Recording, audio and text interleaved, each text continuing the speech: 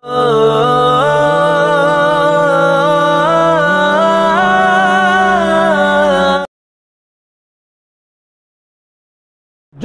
পর্যন্ত এই দুনিয়াতে আল্লাহ আল্লাহ বলতে বলা একজন ঈমানদার জীবিত থাকবে, ততদিন পর্যন্ত এই চন্দ্র স্থির থাকবে।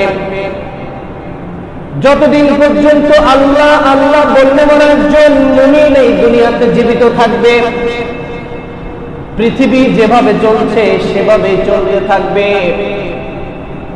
আসমানে যেমন ভাবে তারকারাজি সন্ধ্যাবেলায় উদিত হয়, এভাবেই উদিত হতে থাকবে।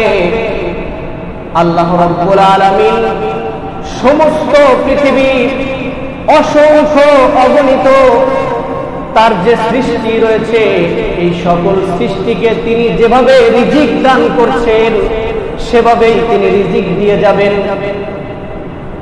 যেদিন এই দুনিয়া থেকে সর্বশেষ আল্লাহ আল্লাহ বলনেওয়ালা একজন মুমিনও জীবিত থাকবে না, সেদিন আমার আল্লাহ রাব্বুল আলামিন এই যে মহা জগৎ সৃষ্টি করেছেন, আসমান দুনিয়া সব কিছুকেই আল্লাহ রাব্বুল আলামিন মুহূর্তের মধ্যে একবারেই নিমিষে ধ্বংস করে দিবে। আসসালামু আলাইকুম ওয়া রাহমাতুল্লাহি ওয়া বারাকাতুহু।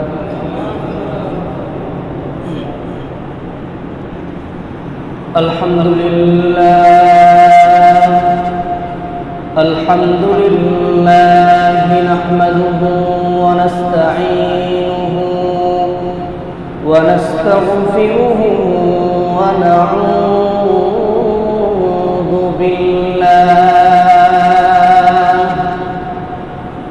ونعوذ بالله من شرور أنفسنا ومن سيئات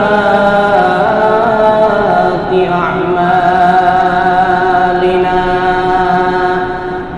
من يهده الله فلا مضل له ومن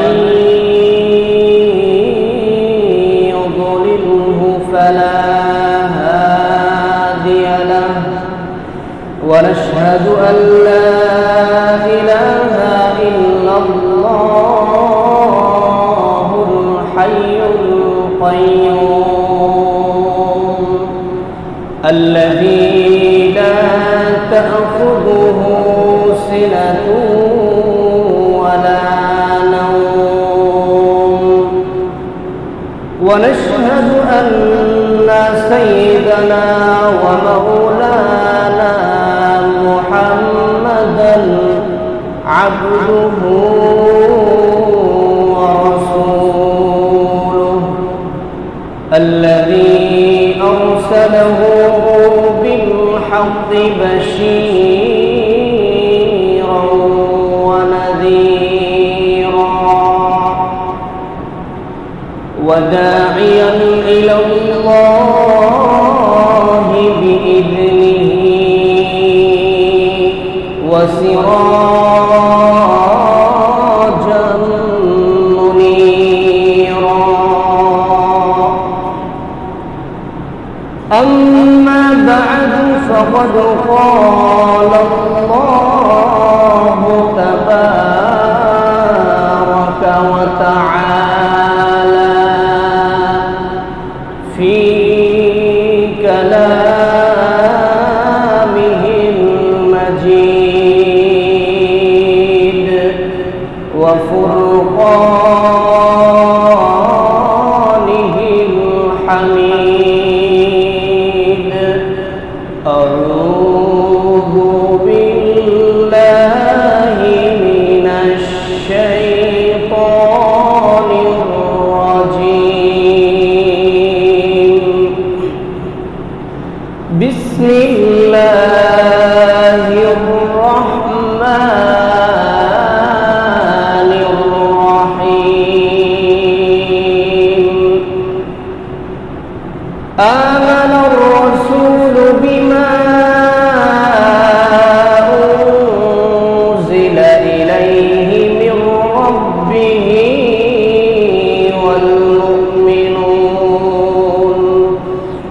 কুল্লুন আমানা বিল্লাহি ওয়া মালাইকাতিহি ওয়া কুতুবিহি ওয়া রুসুলিহি লা নুফাররিকু বাইনা আহাদিন মির রুসুলিহি ওয়া ক্বালু সামি'না ওয়া আতা'না গুফরানাকা রাব্বানা ওয়া ইলাইকাল মাসীর।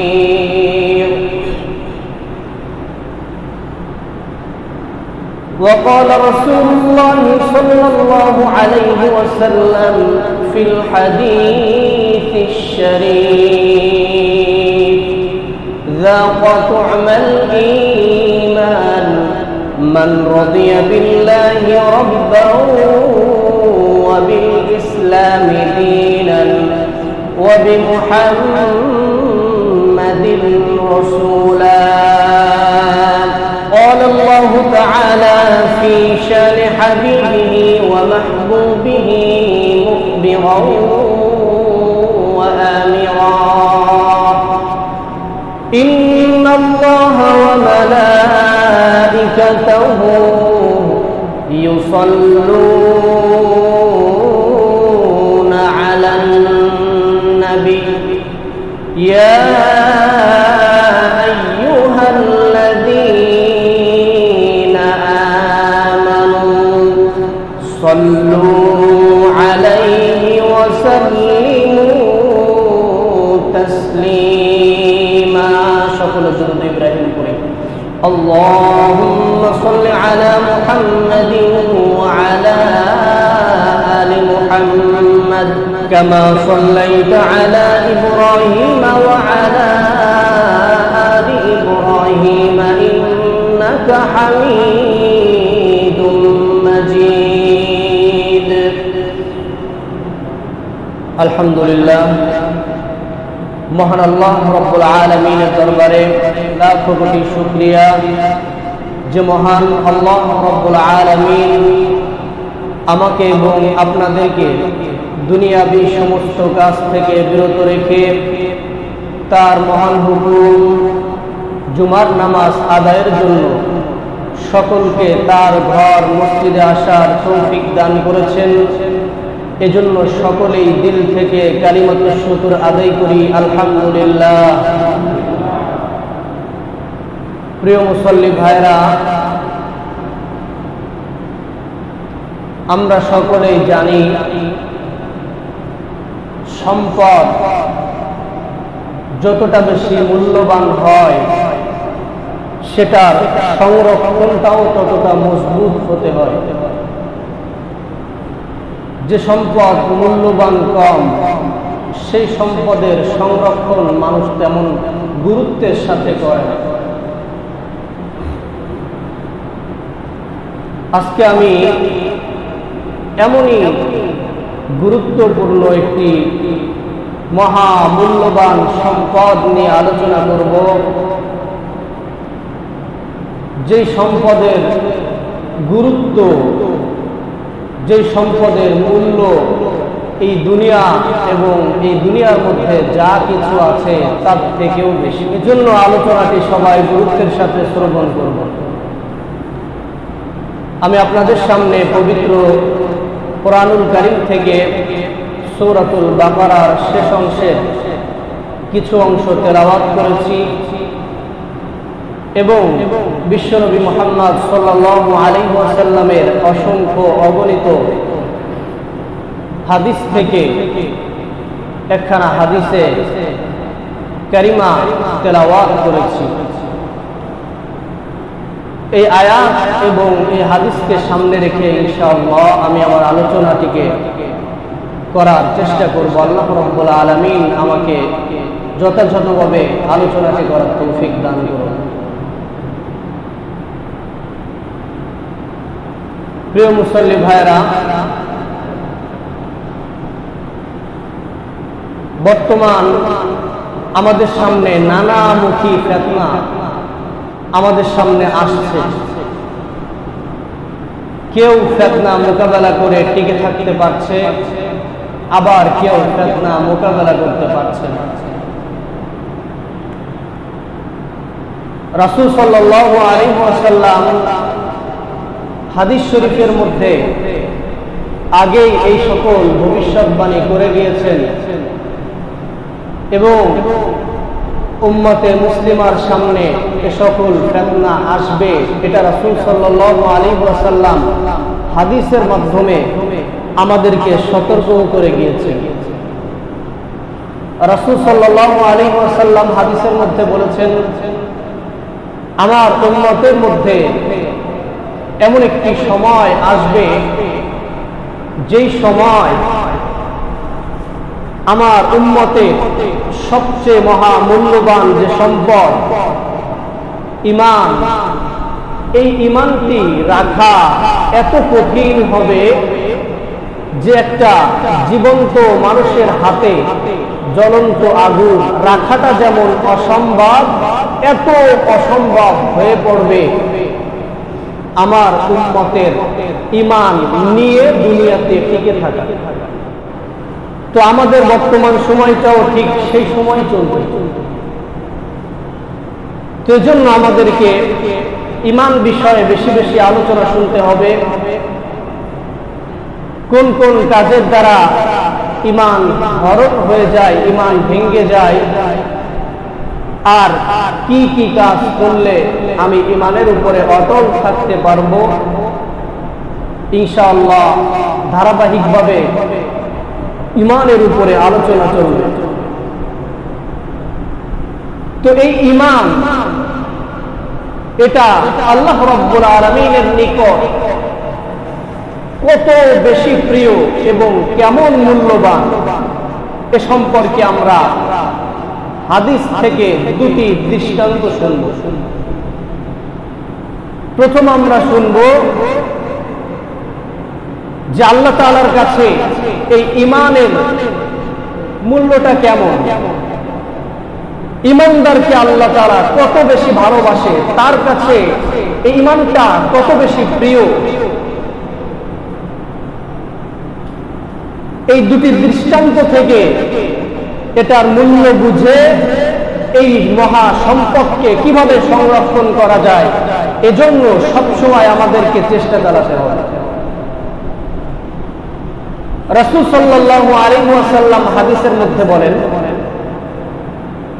লা তাকুমুস সাআতু হাত্তা ইয়াকুলা আল্লাহু আল্লাহ।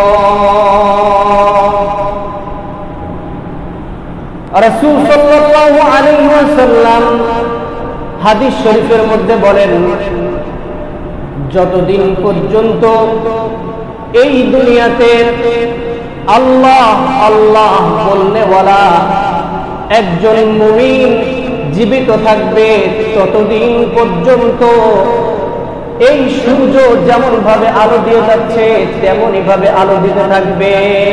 যতদিন পর্যন্ত এই দুনিয়াতে আল্লাহ আল্লাহ বলনেওয়ালা একজন ঈমানদার জীবিত থাকবে, ততদিন পর্যন্ত এই চন্দ্র স্থির থাকবে। যতদিন পর্যন্ত আল্লাহ আল্লাহ বলনেওয়ালা একজন মুমিন এই দুনিয়াতে জীবিত থাকবে, পৃথিবী যেভাবে চলছে সেভাবেই চলতে থাকবে। আসমানে যেমন ভাবে তারকারাজি সন্ধ্যাবেলায় উদিত হয়, এভাবেই উদিত হতে থাকবে। আল্লাহ রাব্বুল আলামিন সমস্ত পৃথিবী অসংখ্য অগণিত তার যে সৃষ্টি রয়েছে, এই সকল সৃষ্টিকে তিনি যেভাবে রিজিক দান করছেন সেভাবেই তিনি রিজিক দিয়ে যাবেন। যেদিন এই দুনিয়া থেকে সর্বশেষ আল্লাহ আল্লাহ বলনেওয়ালা একজন মুমিনও জীবিত থাকবে না, সেদিন আমার আল্লাহ রাব্বুল আলামিন এই যে মহা জগৎ সৃষ্টি করেছেন, আসমান দুনিয়া সব কিছুকেই আল্লাহ রাব্বুল আলামিন মুহূর্তের মধ্যে একবারেই নিমিষে ধ্বংস করে দিবে। এর থেকেও বড় কোনো দৃষ্টান্ত আমার দেওয়ার প্রয়োজন নেই। এই একটা দৃষ্টান্তেই প্রমাণিত হয় যে আল্লাহ তাআলার কাছে ঈমান কত প্রিয়, যে একজন ঈমানওয়ালা ব্যক্তি যতদিন পর্যন্ত এই দুনিয়াতে থাকবে, আল্লাহ তাআলা এই ঈমান এর কারণে পুরো দুনিয়াটাকে আল্লাহ তাআলা টিকিয়ে রাখবে।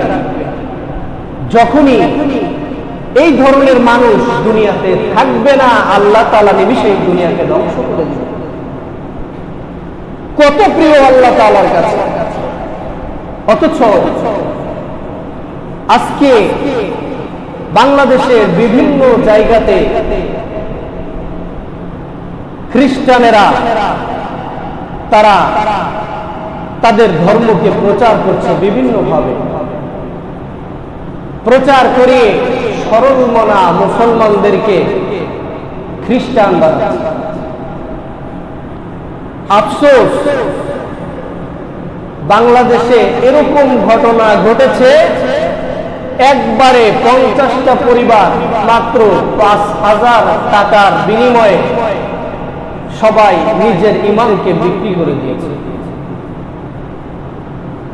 যেখানে ঈমানের মূল্য এত বেশি, আজকে আমাদের মধ্যে ঈমানের আলোচনা না থাকার কারণে, আজকে আমার আপনার মধ্যে ঈমানের মূল্য এর সঠিক বুঝ না থাকার কারণে আমি আপনি মুসলিম, আমার আপনার এই মহামূল্যবান সম্পদকে দুনিয়ার সামান্য লোভ লালসার সামনে বিক্রি করে দিয়েছে। আমি আপনি সামান্য পদের লোভে, সামান্য চেয়ারের লোভে আমার আপনার ঈমানকে হরণ করে দিচ্ছে, বিক্রি করে দিচ্ছে। অথচ ঈমানের মূল্যটা কত বেশি, এটা আমরা একটা হাদিস দ্বারা এর প্রমাণ পেলাম। অন্য একটি হাদিসের মধ্যে রাসূল সাল্লাল্লাহু আলাইহি ওয়াসাল্লাম বলেন, মিসকালু যাররা মিসকালু হাব্বা, দুই ধরনের বর্ণনা এসেছে। একটি বর্ণনা হলো সরিষার দানা সমপরিমাণ, আরেকটি বর্ণনা হলো মিসকালু যাররা, যাররা পরিমাণ। যাররা এর ব্যাখ্যায় মুহাদ্দিসিন ইকরাম লেখেন, এক যাররা বলা হয় একটা বালুকণাকে 70 ভাগ করলে এক ভাগ যতটুকুন পরিমাণ, অতটুকুন পরিমাণকে যাররা বলা হয়। মিসকালু হাব্বা, মিসকালু যাররা। রাসূল সাল্লাল্লাহু আলাইহি ওয়াসাল্লাম সর্বনিম্ন মানের একজন ঈমানদার ব্যক্তি, যে ব্যক্তি মৃত্যুর সময় সরিষার দানা সমপরিমাণ কিংবা এক যাররা পরিমাণ ঈমান নিয়ে এই দুনিয়া থেকে গেল, রাসূল সাল্লাল্লাহু আলাইহি ওয়াসাল্লাম বলেন, ওয়া আশারাত আদআফিদ দুনিয়া ওয়াল আখিরাহ। আল্লাহ রাব্বুল আলামিন ওই যে সর্বনিম্ন ঈমান নিয়ে এই দুনিয়া থেকে গেল, ওই ব্যক্তিকে আল্লাহ রাব্বুল আলামিন এই দুনিয়ার সমপরিমাণ 10টা দুনিয়া দান করবে। আপনারা একটু সুবহানাল্লাহ একটু জোরে বলেন। মানে আপনাদের ভাব দেখে মনে হয় যে সুবহানাল্লাহ বললেও মনে হয় গুনাহ হবে। আর একটু জোরে বলেন সুবহানাল্লাহ, এভাবে বলবেন। তো বলছিলাম যে দুটি হাদিস দ্বারা আমরা ঈমানের মূল্যটা কত বেশি এটা আমরা জানতে পারলাম। প্রথম হাদিস দ্বারা আমরা বুঝতে পারলাম যে একজন মুমিন যার মধ্যে ঈমান আছে, এই ব্যক্তিটি যতদিন এই দুনিয়াতে থাকবে আল্লাহ তাআলা তার জন্য এই দুনিয়া যে স্বাভাবিক চলমান এটাকে আল্লাহ তাআলা ঠিক রাখবেন। সর্বশেষ একজন ঈমানওয়ালা যখন দুনিয়াতে থাকবে না, আল্লাহ তাআলা পুরা পৃথিবীকে ধ্বংস করবে। এরপরে দ্বিতীয় যে হাদিসটি আমরা শুনলাম, এই হাদিসের মধ্যে রাসূল বলেন যে মুমিন, তুমি দুনিয়ার লোভ লালসার সামনে তোমাকে বিক্রি করে দিও না, দুনিয়ার অমুসলিমদের ষড়যন্ত্রের সামনে তোমাকে তোমার নিজের ঈমানকে বিক্রি করে দিও না। একটু কষ্ট করো, তুমি দুনিয়া থেকে আসো। যদি তুমি মজবুত ঈমান নিয়ে আসতে পারো, জান্নাতুল ফিরদাউসি নুজুলা, তোমাকে সবথেকে বড় জান্নাত দেওয়া হবে। আর যদি তুমি সব থেকে নিম্ন স্তরের ঈমান নিয়ে আমার নিকট তুমি আসো, আমি আল্লাহ রাব্বুল আলামিন তুমি যেই দুনিয়াতে থেকে এসেছো এই দুনিয়ার সমপরিমাণ 10টা দুনিয়া আমি আল্লাহ তাআলা তোমাকে দান করব। তো এজন্য একটু চেষ্টা করা যাবে না, মৃত্যুর আগ পর্যন্ত ঈমানকে সংরক্ষণ করার জন্য সর্বোত্তম চেষ্টা আমাদের করে যেতে হবে। প্রিয় মুসল্লি ভাইরা, আমাদের বাঙালিদের কিন্তু সমস্যা আছে। আমি যা দেখি অন্যান্য দেশের তুলনায় বাঙালি মানুষগুলা এরা বেশি যুগে মাতাল। কিছুদিন আগে একটা সংবাদ শুনলাম, একটা বাচ্চা ভূমিষ্ঠ হয়েছে, ভূমিষ্ঠ হওয়ার কয়েক মিনিটের মধ্যে মারা গেছে। তো মারা যাওয়ার আগে সে বলে গেছে যে যদি করোনা ভাইরাস থেকে মুক্তি পেতে চাও তাহলে কালো জিরা, আদা, এরকম 4-5টা জিনিসের নাম বলছে যে এগুলি খেলে তোমরা করোনা ভাইরাস থেকে মুক্তি পেয়ে যাবা। তো এই কথাটি বলার পরে বাংলাদেশের বড় একজন আলেম, তো উনার কাছে বিভিন্ন মানুষ প্রশ্ন করেছে যে হুজুর আমরা কি করতে পারি এখন। আমার কাছে একজন মুসল্লি বলতেছে যে হুজুর আমার এক আত্মীয় বাসার পাশে এই ঘটনা ঘটেছে, এখন আমি কি করতে পারি। তা আমি বললাম যে না, এই ধরনের ঘটনা যদি আসলেই ঘটে থাকে তাহলে তো এটা বিভিন্ন ইলেকট্রিক মিডিয়া, প্রিন্ট মিডিয়া এগুলিতে ছাপা হবে, কিন্তু এগুলিতে তো এই ধরনের সংবাদ আসে নাই। তো না আসার আগ পর্যন্ত চুপ থাকেন, কোনো কথা বলা যাবে না।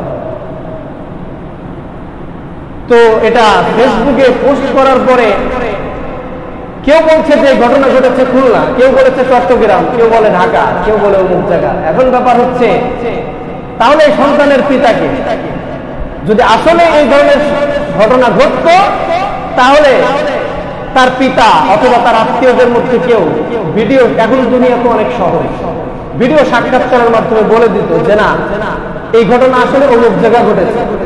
মুহূর্তের মধ্যে হাজার মতানৈক্য সৃষ্টি হয়ে গিয়েছে।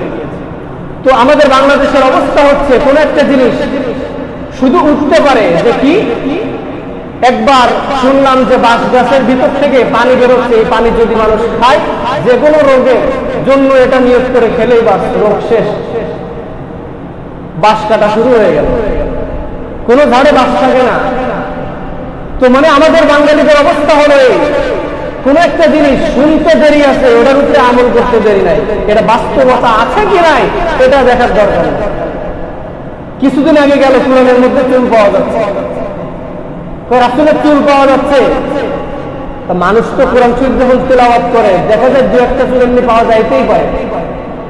প্রত্যেকটা বাড়িতে কোরআন শরীফ তন্ন তন্ন করে শোনা হচ্ছে যে কোথাও কোনো একটা চুল পাওয়া যায় কিনা।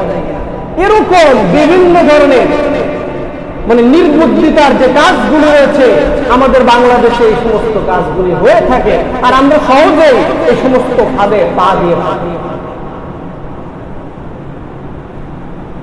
বিভিন্ন সময় বিভিন্ন মাজারগুলির ক্ষেত্রে এরকম দেখা যায়, বলা হয় যে অমুক ভণ্ডপীর তার চুল এটা ধুয়ে পানি খেলে বা সব রোগ ঠিক হয়ে যাচ্ছে। এত বোকা মানুষ যে সেখানে চলে যায়। এটা বাংলাদেশের অবস্থা। তো ঈমান হরণের বহু ধরনের চক্রান্ত বাংলাদেশে হচ্ছে।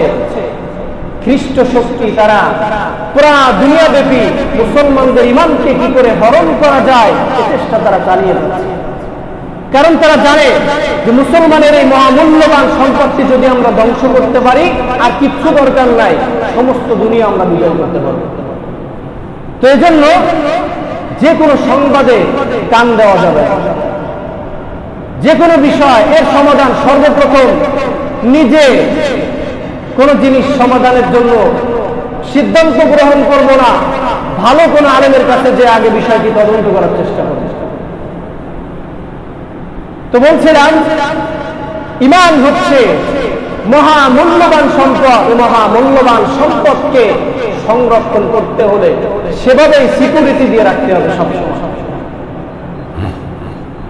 তো ঈমান আমাদের আনতে হবে যে বিষয়গুলির উপর, তার মধ্যে সর্বপ্রথম বিষয় হচ্ছে আমানতু বিল্লাহ। সর্বপ্রথম ঈমান আনতে হবে আল্লাহ তাআলার উপর। যদি এক আল্লাহ তাআলার উপরে কেউ বিশ্বাস স্থাপন যথাযথভাবে না করতে পারে, দুনিয়ার সবকিছু করলেও সে মুমিন হতে পারবে না। এজন্য 1 নাম্বার শর্ত হচ্ছে ঈমান আনতে হবে কিসের উপর? কথা বলেন, আল্লাহ তাআলার উপর। আল্লাহ তাআলার উপর ঈমান আনতে হবে। প্রত্যেক মুমিন বিশ্বাস করে যে আমার সৃষ্টিকর্তা, আমার রব হলেন আল্লাহ রাব্বুল আলামিন। কেবলমাত্র দুনিয়াতে একটাই দল এমন আছে যারা সৃষ্টিকর্তা বলতে কাউকে বিশ্বাস করে।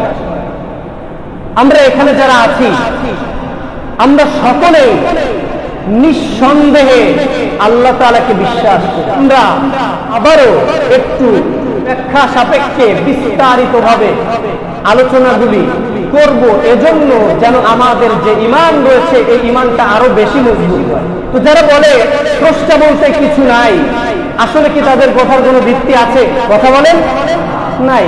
ইমামে আজম ইমাম আবু হানিফা রাহমাতুল্লাহ আলাইহি তার সময়ের একটি ঘটনা, এই একটি ঘটনা দ্বারা আমরা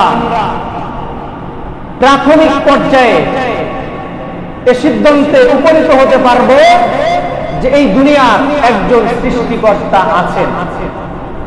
সৃষ্টিকর্তা ছাড়া দুনিয়া চলতে পারে না। ইমামে আজম ইমাম আবু হানিফা রাহমাতুল্লাহ আলাইহির সময় একজন নাস্তিক বাগদাদ শহরে এলো।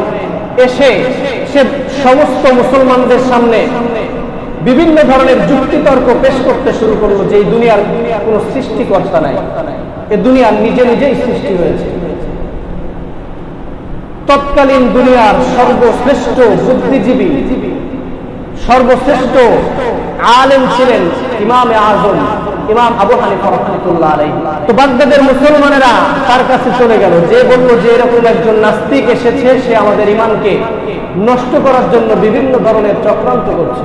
তিনি বললেন যে ঠিক আছে, তাকে যে বলো অমুক দিন তার সাথে আমি যুক্তিতর্ক করতে চাই, এবং এই যুক্তিতর্কের মাধ্যমে প্রমাণিত হবে যে এই দুনিয়ার একজন সৃষ্টিকর্তা আছে। তাকে যে যখন বলা হলো, সে প্রস্তাবে রাজি হয়ে গেল। রাজি হয়ে যাওয়ার পর তো নির্ধারিত দিন এসে গেল। গুরুত্বপূর্ণ সকল অনুষ্ঠানই নির্দিষ্ট একটা সময় থাকে, যেমন শনিবারের দিন সকাল 9টা থেকে শুরু হবে।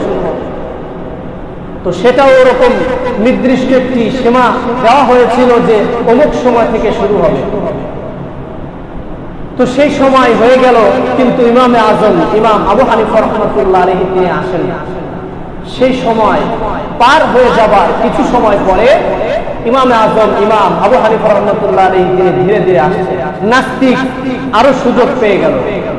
যখনই ইমাম আবু হানিফা রাহমাতুল্লাহ আলাইহি সেই বিতর্কের অনুষ্ঠানে উপস্থিত হলো, নাস্তিক শুরুতেই বলছে যে মানুষ কথা ঠিক রাখে না, সেই মানুষের সাথে আমি কোনো যুক্তিতর্ক করতে রাজি নই। এখানে আমার বিজয় স্পষ্ট। ইমামে আজম ইমাম আবু হানিফা রাহমাতুল্লাহ আলাইহি বললেন যে দেখো, তুমি আগে আমার দেরির কারণটা শোনো, তারপরে তুমি কথা বলো।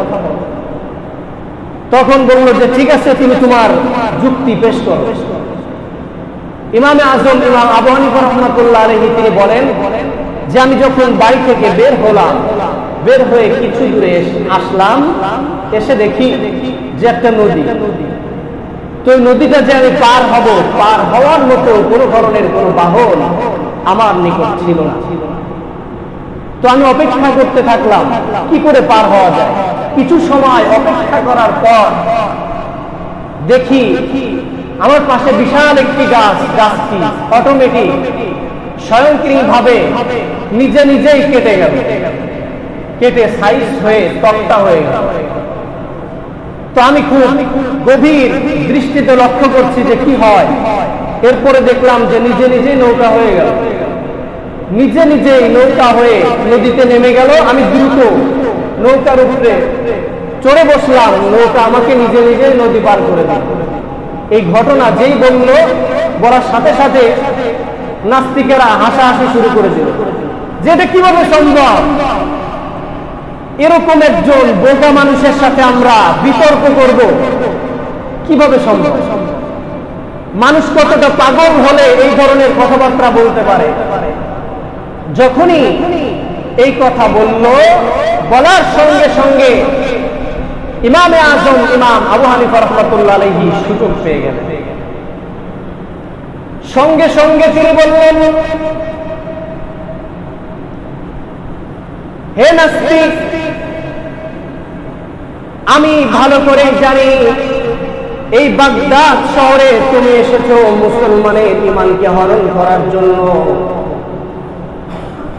একটা সাধারণ গাছ নিজে নিজেই কেটে নিজে নিজেই তক্তা হয়ে নিজে নিজেই যেমন নাকি নৌকা হতে পারে না, এমন একটি স্বাভাবিক কাজ যখন অসম্ভব, এই দুনিয়া এবং দুনিয়ার উপরে যে মহাবিশ্ব রয়েছে, মহাজগৎ রয়েছে, সূর্য লক্ষ লক্ষ বছর ধরে এই দুনিয়াকে ঠিক সময় মতো আলো দিয়ে যাচ্ছে।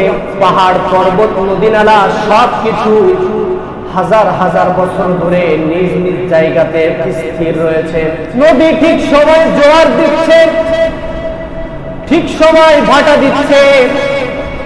এই যে দুনিয়া এত সুন্দরভাবে সৃষ্টি হয়েছে, তুমি কি বলবে যে এই মহাবিশ্বটি নিজে নিজেই সৃষ্টি হয়েছে?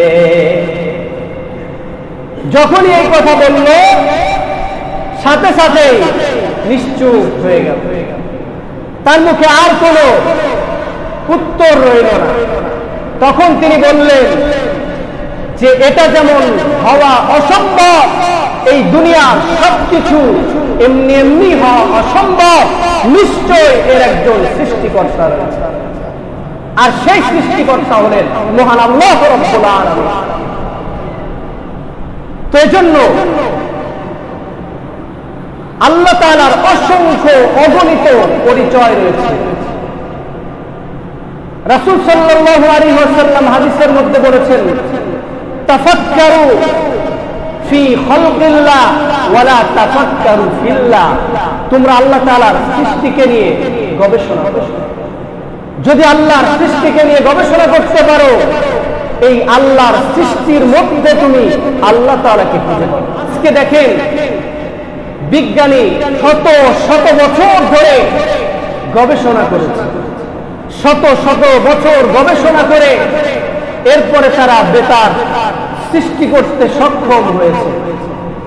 এই যে নেটওয়ার্কের মাধ্যমে আমরা বাংলাদেশ থেকে কথা বলি, এই কথা সুদূর আমেরিকা, ইউরোপ, পৃথিবীর বিভিন্ন প্রান্ত থেকে শুনতে পায়। এই জিনিসটি একদিনই সম্ভব হয়েছে? কথা বলেন, একদিনে সম্ভব হয়। শত শত বছর তারা গবেষণা করেছে, এরপরে তারা এই গবেষণার ফলাফল ভোগ করতে পেরেছে। অথচ দুনিয়ার সাধারণ যে প্রাণী, সেই প্রাণীগুলির মধ্যে একটা প্রাণী হলো প্রজাপতি। বিজ্ঞানীগণ গবেষণা করে হতভম্ব হয়ে গিয়েছে যে প্রত্যেকটা প্রজাপতির গায়ে এক একটি করে বেতার স্টেশন আল্লাহ তাআলা ফিট করে দিয়েছে। বলুন সুবহানাল্লাহ। কোন একটি প্রজাপতিকে যদি কেউ কোন একটি জায়গাতে আবদ্ধ করে রাখে, ওই প্রজাপতি তার সাথী প্রজাপতির কাছে সে কোথায় আটক হয়ে আছে এ সংবাদ সে পৌঁছে দিতে পারে। মৌমাছি মধু আহরণের জন্য শত শত মাইল দূরে চলে যায়, এরপরেও শত শত মাইল দূর থেকে কোথায় তার বাসা সে ভুলে যায় না। মৌমাছির মধ্যে আশ্চর্য হয়ে যাবে, আজকে দীর্ঘ আলোচনার সুযোগ নাই, অন্য কোনো দিন সৃষ্টির মধ্যে যে স্রষ্টার পরিচয় রয়েছে সুযোগ হলে ইনশাআল্লাহ সবিস্তরে আলোচনা করব। তো মৌমাছি, এই মৌমাছির মধ্যে বিভিন্ন ভাগ রয়েছে। এদের একটা দল রয়েছে যারা শুধু মধু কোথায় আছে এটা তালাশ করে বেড়ায়। তো মধু তালাশ করে যখন তারা মধু পায়, এরপরে বেতারের মাধ্যমে সংবাদ পাঠায়, অমুক পারুলিয়ার অমুক স্থানে অমুক গাছে আমি মধু পেয়েছি, তোমরা চলে আসো, এক ঝাঁক চলে আসো। এসে তারা সেখান থেকে মধু আহরণ করতে থাকে। এই যে জ্ঞান আল্লাহ তাআলা সূক্ষ্ম ছোট একটা প্রাণীর মধ্যে দিয়েছেন, এই জ্ঞানটি কে দিয়েছে? কথা বলেন, কে দিয়েছেন? আল্লাহ তাআলা দিয়েছেন। মধু এটা তো বিষাক্ত আছে আবার ভালো আছে। আজও পর্যন্ত কেউ দেখেছেন কোন মৌচাকের মধ্যে বিষাক্ত কোন মধু কোন মানুষ খেয়ে অসুস্থ হয়ে পড়েছে? পড়ে। মৌমাছির মধ্যে এক ধরনের মৌমাছি আছে, তারা ডাক্তার। যখন মৌমাছিরা মধু আহরণ করে নিয়ে আসে, আসার পরে ডাক্তার যে মৌমাছিগুলি রয়েছে তারা ওটাকে চেক করে, যার মধুটি নির্ভেজাল তার মধুটি রাখার অনুমতি দেয়, আর যারটার মধ্যে ভেজাল রয়েছে, বিষ রয়েছে, তার মধুকে ওখানে আর ঢুকাতে দেয় না। যেই মধু মাছিটি বিষ মধু নিয়ে এসেছে তাকে হত্যা করে। খেয়াল করলে দেখবেন যেখানে মৌমাছির চাক থাকে সেখানে অসংখ্য মৌমাছির মাথা পাওয়া যায়। এই যে মৌমাছির মধ্যে এমবিবিএস ডাক্তার সৃষ্টি কে করেছেন?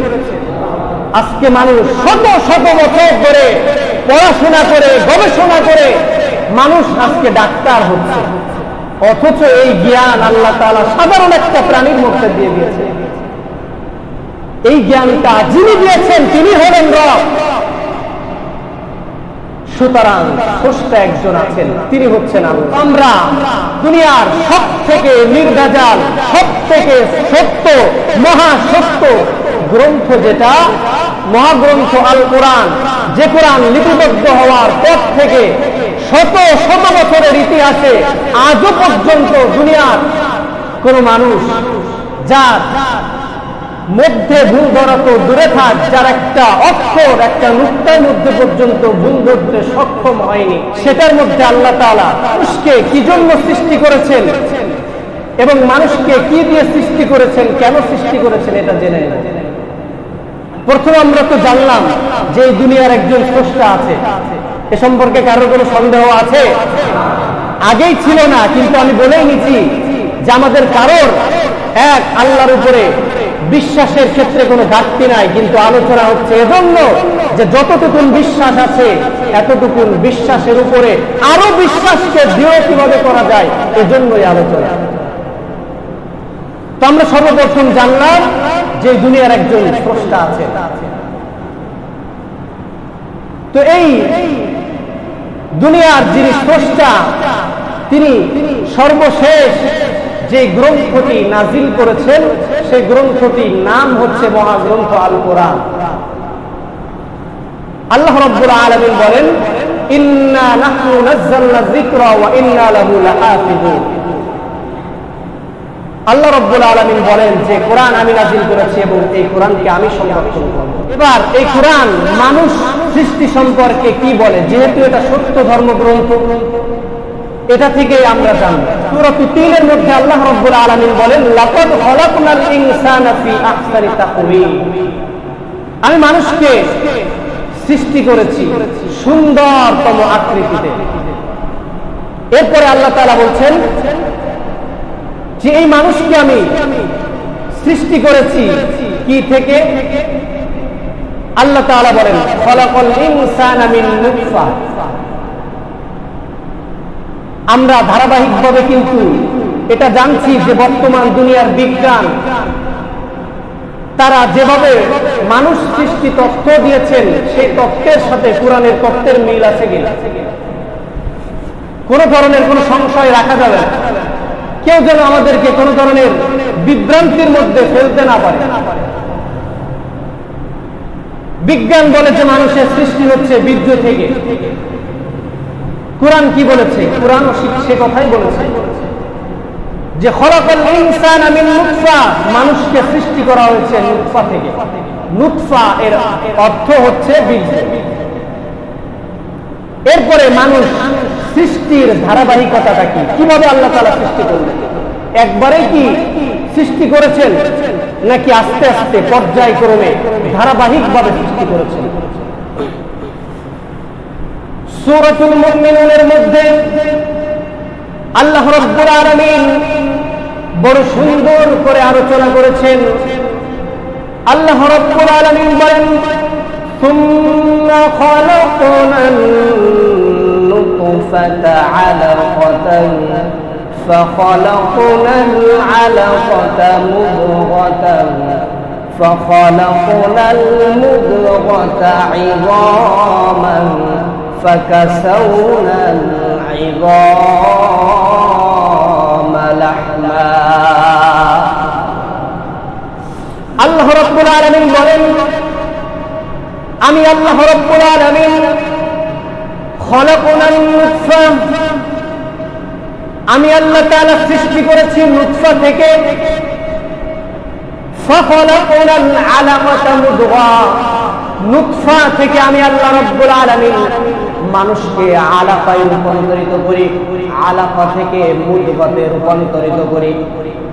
সর্বপ্রথম মানুষ মাতৃগর্ভে যখন যায় তখন সে বীর্য আকারে যায়।